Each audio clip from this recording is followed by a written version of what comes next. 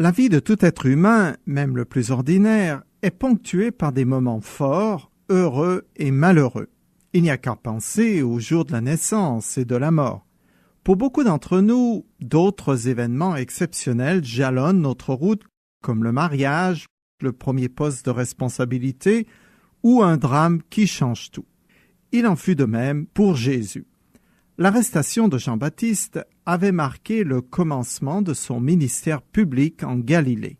Lorsqu'il fut décapité, il restait au Christ environ 1 an avant son exécution. Il changea alors sa stratégie, se retira des centres de population et concentra ses efforts sur la formation de ses disciples. Ce sont eux, en effet, qui seront appelés à établir l'Église. Je commence à lire le chapitre 14 de Matthieu. À cette époque, Hérode, le gouverneur de la Galilée, entendit parler de Jésus. « Cet homme, dit-il à ses courtisans, c'est sûrement Jean-Baptiste.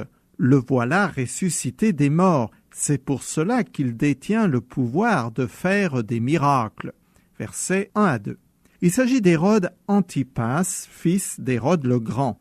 Il avait hérité de son père le quart de son ancien royaume, une région qui comprenait la Galilée, le territoire que Jésus sillonnait. L'historien juif Joseph, qui n'était pas un sympathisant du Christ, vécut au moment où ces événements eurent lieu.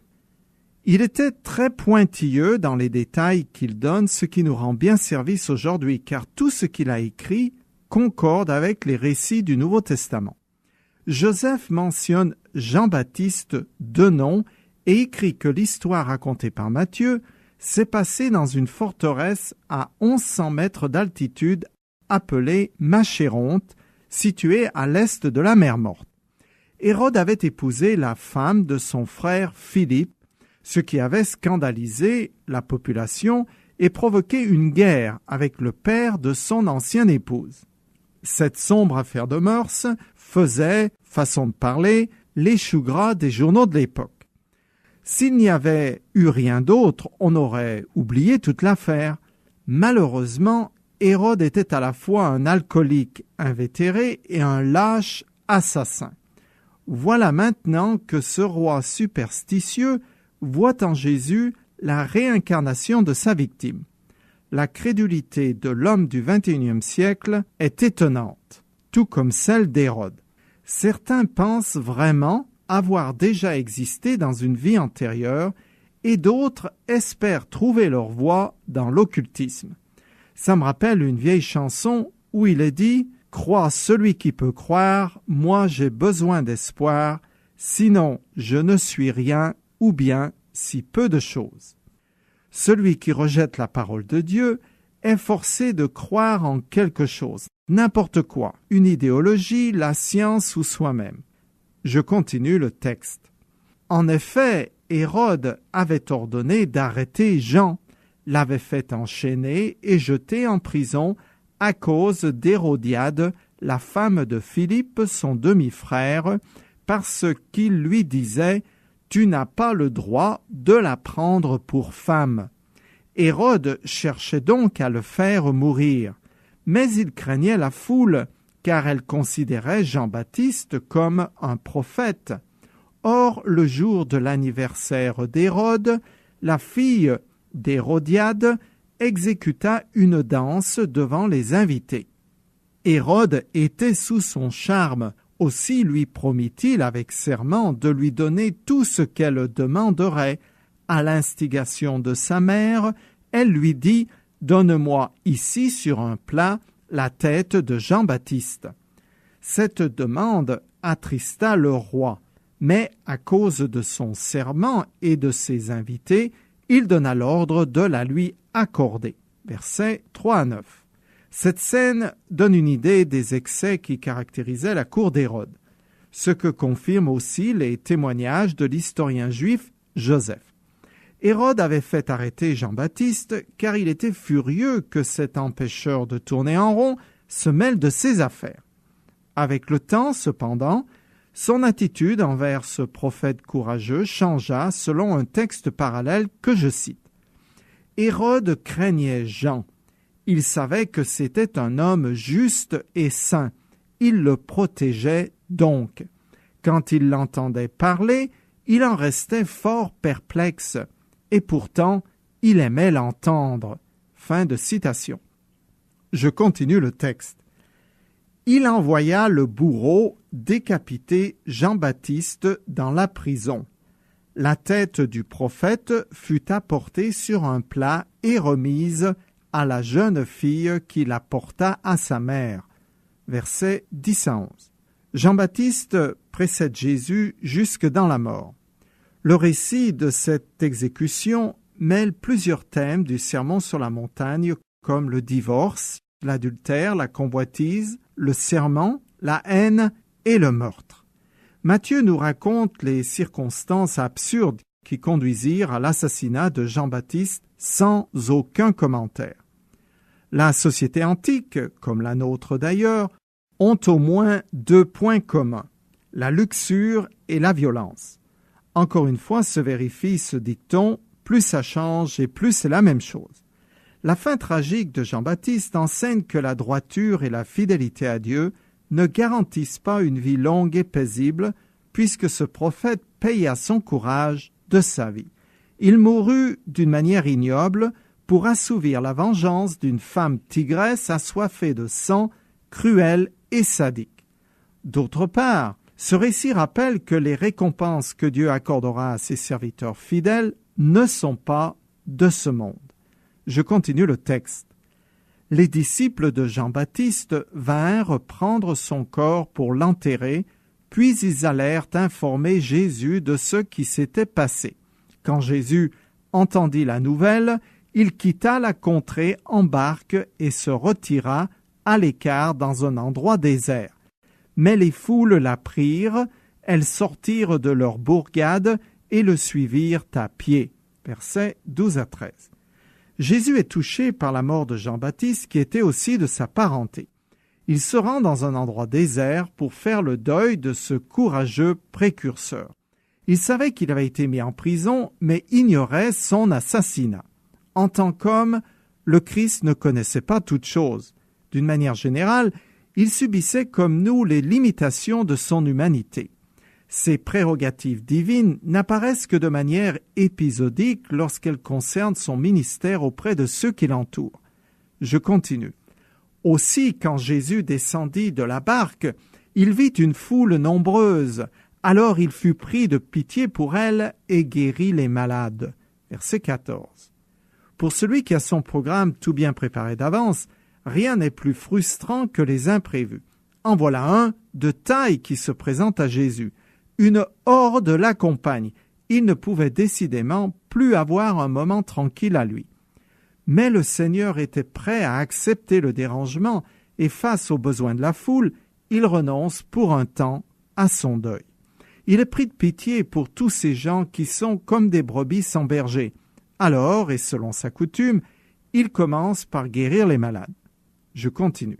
Le soir venu, les disciples s'approchèrent de lui et lui dirent « Cet endroit est désert et il se fait tard.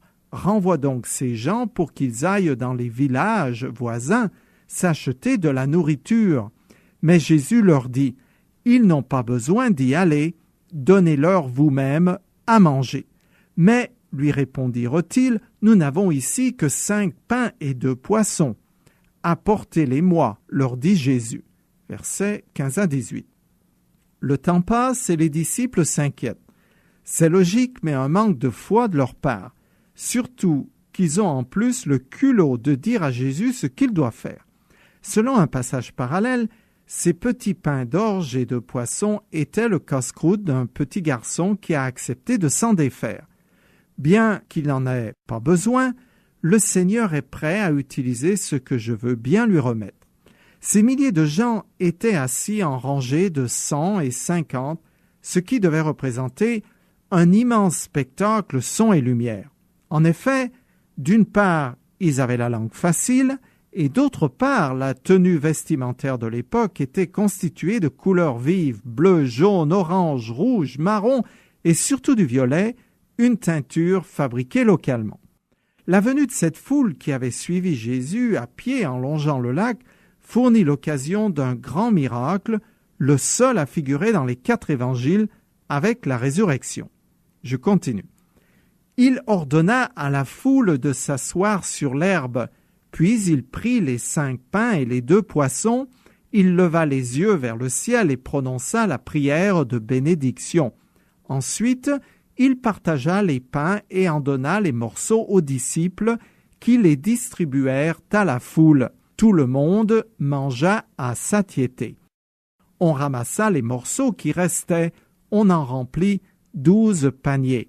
Ceux qui avaient mangé étaient au nombre de 5000 hommes, sans compter les femmes et les enfants. Versets 19 à 21. Entre 10 et 30 000 personnes se rassasièrent de pain et de poissons. Ça fait beaucoup de monde. Les évangélistes ne donnent pas d'autres détails sur ce miracle extraordinaire. Néanmoins, la nature divine du Christ y est clairement établie, car le pouvoir de créer appartient à Dieu seul. L'abondance des restes et le nombre de ceux qui ont bénéficié de la nourriture expriment la générosité de Dieu. Pour beaucoup de ces gens, c'était peut-être la première fois depuis très longtemps qu'ils mangeaient à leur faim. Ce miracle rappelle celui de l'Éternel dans le désert lorsque, après l'intercession de Moïse, il a nourri les Israélites de manne et de caille. Je continue. Aussitôt après, Jésus pressa ses disciples de remonter dans la barque pour qu'ils le précèdent de l'autre côté du lac pendant qu'il renverrait la foule. Quand tout le monde se fut dispersé, il gravit une colline pour prier à l'écart. À la tombée de la nuit, il était là tout seul. Versets 22 à 23. Le texte souligne l'empressement de Jésus à renvoyer la foule et à écarter ses disciples. La raison nous est donnée dans un texte parallèle que je cite. Lorsque tous ces gens-là virent le signe miraculeux de Jésus, ils s'écrièrent « Pas de doute, cet homme est vraiment le prophète qui devait venir dans le monde. » Mais Jésus, sachant qu'ils allaient l'enlever de force pour le proclamer roi, se retira de nouveau tout seul dans la montagne. Fin de citation. La foule, émerveillée par la puissance du Seigneur, se préparait à l'introniser et à fomenter une révolte contre la domination romaine. Bien que Matthieu présente le Christ sous l'angle de sa royauté, il ne donne pas ces détails parce qu'il ne veut pas que ses lecteurs juifs confondent Jésus avec un roi humain qui prendrait le pouvoir suite à un coup d'État ou un processus démocratique. Jésus-Christ est roi de droit et de fait. Il est le roi des rois et le seigneur des seigneurs par la volonté de Dieu et entrera en possession de son royaume par décret divin. Je cite un passage prophétique. « Moi, j'ai sacré mon roi. Je publierai le décret qu'a promulgué l'Éternel. Il m'a dit, tu es mon fils. Je te donne en patrimoine tous les peuples de la terre. Avec un sceptre de fer, tu les soumettras. Comme des vases d'argile, tu les briseras. » Fin de citation. Le programme du Seigneur est vraiment différent de celui des hommes. D'un côté, on propose au Fils de Dieu l'acclamation de la populace, la gloire, le pouvoir et toute la pompe. Mais lui, toujours en parfaite communion avec son Père, cherche la solitude pour prier. C'était peut-être pour exprimer sa tristesse, faire le deuil de Jean-Baptiste, son parent et messager. Quel exemple! Si pour Jésus, la prière était indispensable, combien, à plus forte raison, elle l'est pour moi? Je continue le texte. Pendant ce temps, à plusieurs centaines de mètres au large, la barque luttait péniblement contre les vagues, car le vent était contraire. Vers la fin de la nuit, Jésus se dirigea vers ses disciples en marchant sur les eaux du lac. Versets 24 à 25. Selon le système romain de 4 veilles de nuit, il était entre 3 et 6 heures du matin. Les disciples avaient ramé toute la nuit et, d'après un texte parallèle, couvert un peu plus de 5 kilomètres. Ils devaient être épuisés et découragés. Jésus n'était pas avec eux, c'était la pleine nuit et la tempête sévissait toujours. Je continue. Quand ils le virent marcher sur l'eau, ils furent pris de panique. « C'est un fantôme !» dirent-ils, et ils se mirent à pousser des cris de frayeur. Mais Jésus leur parla aussitôt. « Rassurez-vous, leur dit-il, c'est moi, n'ayez pas peur. » Versets 26 à 27. Bonjour les émotions fortes. On comprend la réaction de ces marins, car ce n'est pas souvent que quelqu'un vient à vous marchant sur une mer démontée. Le Seigneur connaît la fragilité humaine et sait qu'en plus de mon pain quotidien, j'ai aussi besoin d'être rassuré. C'est pourquoi on trouve 366 fois une expression du genre « n'aie pas peur » dans les textes sacrés. Je continue notre texte. Alors Pierre lui dit « Si c'est bien toi, Seigneur, ordonne-moi de venir te rejoindre sur l'eau. » « Viens, lui dit Jésus. Aussitôt Pierre descendit de la barque et se mit à marcher sur l'eau en direction de Jésus. Verset 28. Pierre avait la détente rapide, mais j'admire sa hardiesse. Il a su saisir cette opportunité d'être le bénéficiaire d'un prodige de Jésus. Ayant été le témoin de bien des miracles, il ne doutait pas que sur l'ordre du Christ, les eaux le porteraient. Je continue. Mais quand il remarqua combien le vent soufflait fort, il prit peur et comme il commençait à s'enfoncer, il s'écria « Au secours, Seigneur !»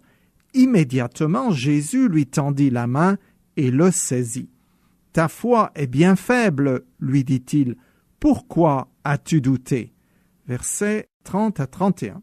La foi de Pierre n'était pas encore bien mature et la tempête l'a effrayé. Il a détourné ses yeux de Jésus pour les porter autour de lui et il a eu peur. En un instant, il a oublié que le Seigneur était toujours là pour le protéger. Saisi par le doute, il n'était plus amarré au Christ. Les lois naturelles ont alors repris leur droit et il commença à sombrer. Mais, quelle que soit la distance qui séparait les deux hommes, au moment où il a appelé au secours, Jésus fut à ses côtés. Quand, dans ma vie, la mer se déchaîne et le vent souffle fort, je dois garder mes regards sur le Christ et non sur mes circonstances. Facile à dire, mais que c'est difficile à faire. Je continue le texte. Puis ils montèrent tous deux dans la barque. Le vent tomba. Les hommes qui se trouvaient dans l'embarcation se prosternèrent devant lui en disant « Tu es vraiment le Fils de Dieu. » Versets 32 à 33. Ce miracle a profondément impressionné les disciples. Comme ils ont l'esprit un peu empâté, il leur a fallu du temps pour réaliser que depuis maintenant 2 ans, c'est le Fils de Dieu en personne, l'ordonnateur de l'univers, qui chemine avec eux. Cette certitude qui est en train de se mettre en place dans leur cœur va leur être indispensable une fois que le Christ les aura quittés et qu'ils devront faire face à de sévères persécutions. D'après la tradition, tous les apôtres, à l'exception de Jean, finiront martyrs à cause de leur foi en Jésus-Christ. Je finis le chapitre 14.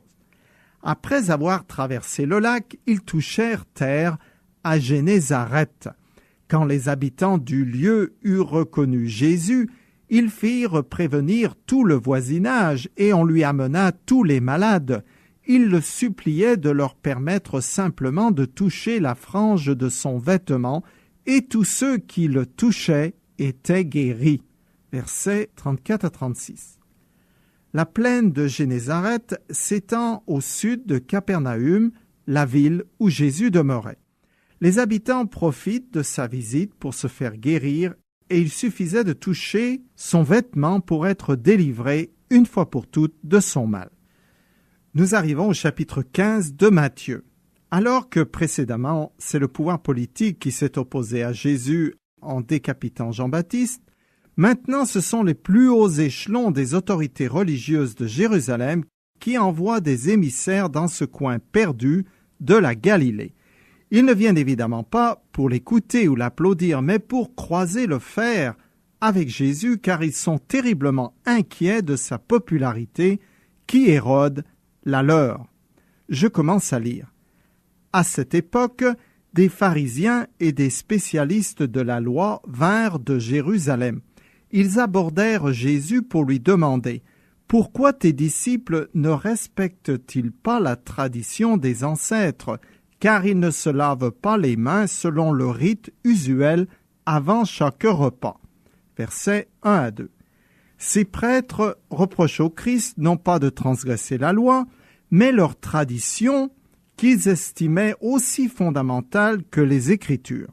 L'accusation est grave, car l'obéissance à tout cet ensemble de règles cérémoniales et pointilleuses faisait autorité et était même considérée plus importante que l'observation de la loi elle-même.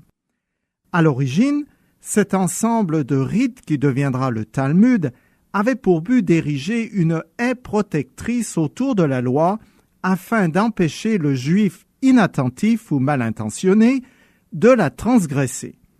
Le problème était la fausse croyance des religieux comme quoi les rites extérieurs pouvaient les purifier à l'intérieur et leur obtenir la vie éternelle. Il n'en est rien. Dans le Nouveau Testament, il est écrit « C'est par la grâce que vous êtes sauvés par le moyen de la foi. Cela ne vient pas de vous, c'est un don de Dieu. »